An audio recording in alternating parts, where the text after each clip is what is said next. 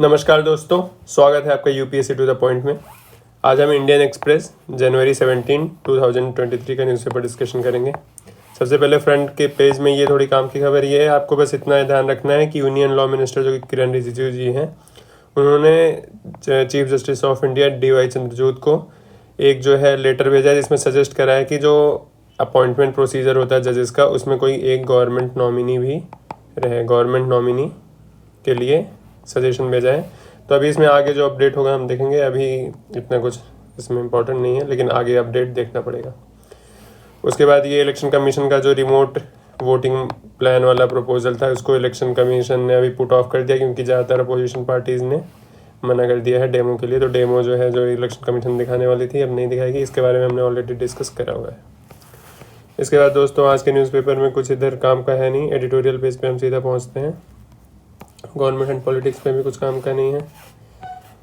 ये एडिटोरियल जो है वही है, इलेक्शन कमीशन का जो मूव है माइग्रेंट वोटर्स के लिए, उसके बारे में हमने ऑलरेडी डिस्कस करा हुआ है।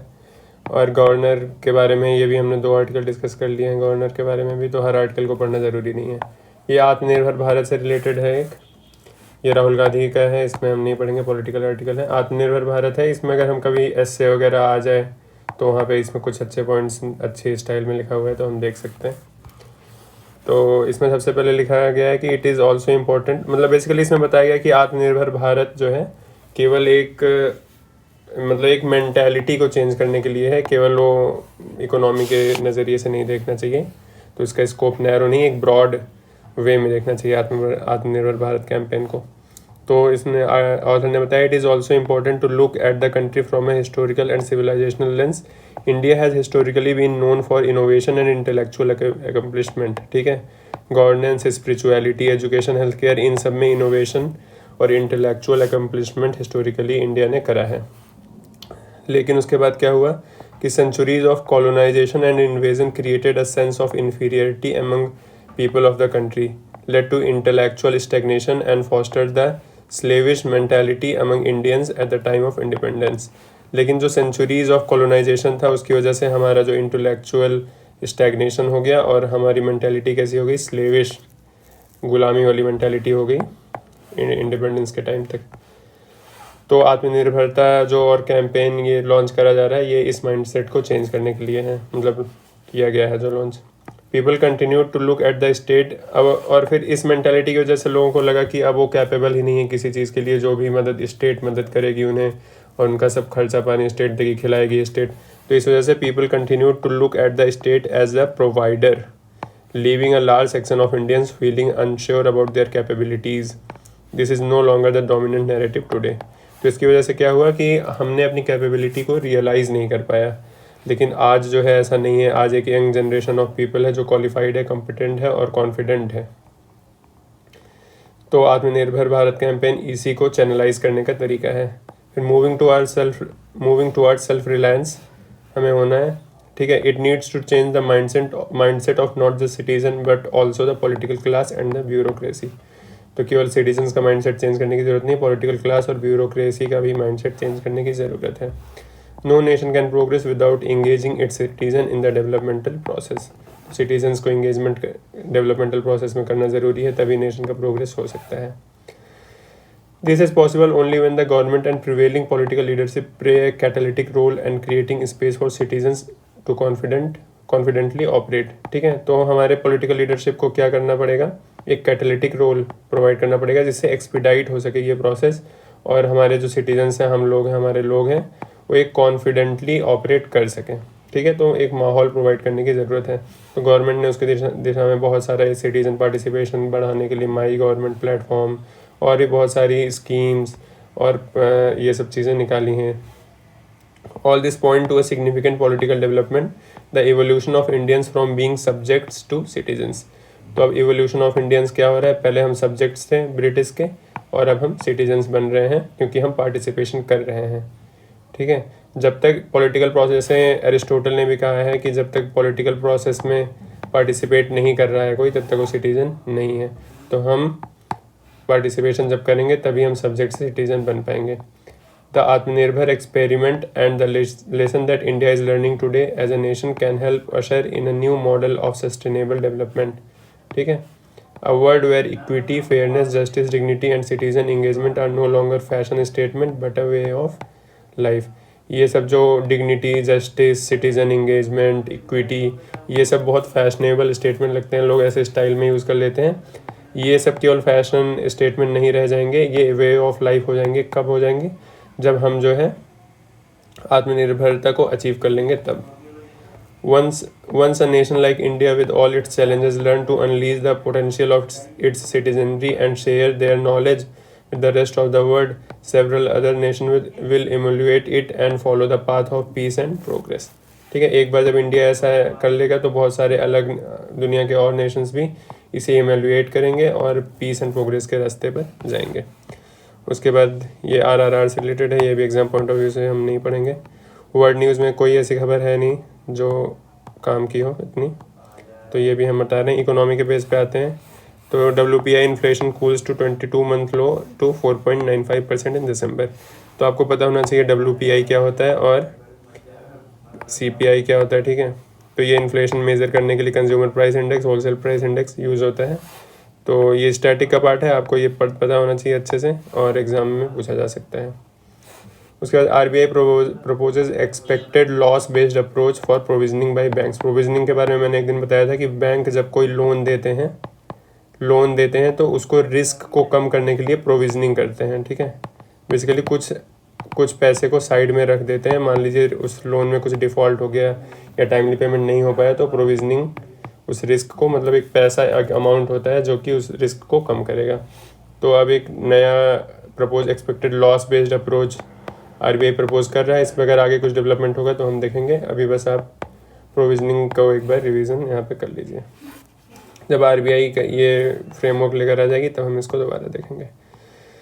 उसके बाद एक्सप्लेन पेज में एक्सोप्लैनेट डिस्कवर किया है नासा के वेब स्पेस टेलीस्कोप ने. ठीक है, अर्थ साइज का एक्सोप्लैनेट है जिसका नाम है LHS 475b.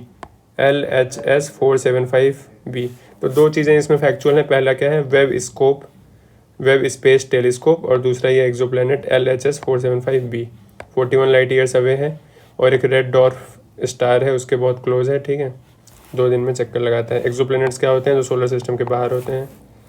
और रेड डॉर्फ स्टार क्या होते हैं? ये ज़्यादा एनर्जी रेडिएट नहीं करते हैं, इसलिए इनके आसपास कोई भी प्लैनेट हमें दिखना आसान होता है और इनको हम नेकेड आई से नहीं देख पाते हैं. ठीक है,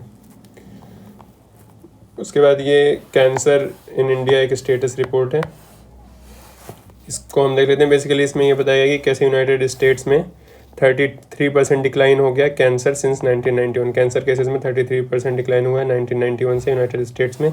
लेकिन इंडिया का डेटा देखिए 2020, 21, 22, 23 हर साल कैंसर बढ़ रहा है 13.92 लाख से 15.69 लाख और मोर्टेलिटी भी बढ़ रही है. तो लोग ज़्यादा मर रहे हैं इंडिया में कैंसर से और केसेस भी ज़्यादा बढ़ रहे हैं. उसके बाद अगर इंसिडेंस का ये देखा जाए तो फीमेल्स में कैंसर ज़्यादा हो रहा है, मेल में कम हो रहा है. और 1 लाख पॉपुलेशन में 94.1% मेल है, मतलब इतना, और फीमेल है 103.6. ठीक है, तो ये सक्सेस कैसे हुआ US में, इसके बारे में बताया गया है. ये success attributed the success too early detection, lower rate of smoking and improvement in cancer treatment. 3 चीज़ें, अर्ली डिटेक्शन होना चाहिए, लोअर रेट ऑफ स्मोकिंग हो रही है, धूमपान कम कर रहे हैं लोग, और इम्प्रूवमेंट इन कैंसर ट्रीटमेंट. ठीक है, both the incidence of cancer and mortality continue to rise in the country. लेकिन इंडिया में अगर देखा जाए तो यहाँ पे कैंसर के केसेस भी बढ़ रहे हैं और मोर्टेलिटी भी बढ़ रही है, तो एक वरी की बात है. Doctors confirm that the rates of cervical and smoking related cancer have gone down in India as well. However the incidence of lung and breast cancer has increased. ठीक है, सर्वाइकल कैंसर कम हो रहे हैं लेकिन lungs और breast cancer बढ़ रहे हैं. अच्छा, आपको एक और चीज़ पता होना चाहिए HPV वैक्सीन के बारे में, जिसका फुल फॉर्म होता है ह्यूमन पैपिलोमा वायरस वैक्सीन. ये HPV वैक्सीन जो है सर्वाइकल कैंसर में यूज़फुल होता है, मतलब इससे सर्वाइकल कैंसर को प्रिवेंट करता है और औरतों में लगाया जाता है. ये कुछ एज होती है कि इतना, अगर 15 से 20 साल के बीच में लगा दिया जाएगा तो ज़्यादा इफेक्टिव होगा, ऐसा कुछ होता है. तो HPV वैक्सीन अगर कभी प्रीलिम्स में आ गया तो आपको ये सर्वाइकल कैंसर से रिलेटेड है, ये पता होना चाहिए. तो गवर्नमेंट एक कैंपेन भी लॉन्च करने वाली है HPV वैक्सीन को ज़्यादा एक्सेसिबल बनाने के लिए और अवेयरनेस फैलाने के लिए. उसके बाद इसमें बताया गया कि कैसे every 1 in 9 Indians will develop a cancer during their life time. ठीक है, हर 9 में से 1 इंडियन जो है कैंसर डेवलप कर लेता है अपनी लाइफ टाइम में इंडिया में। The incidence of cancer is higher among women में ज़्यादा होता है। और कुछ कॉमन कैंसर जैसे मैन में lung, mouth, prostate, tongue and stomach है, और औरतों में breast, cervix, ovary, uterus and lungs.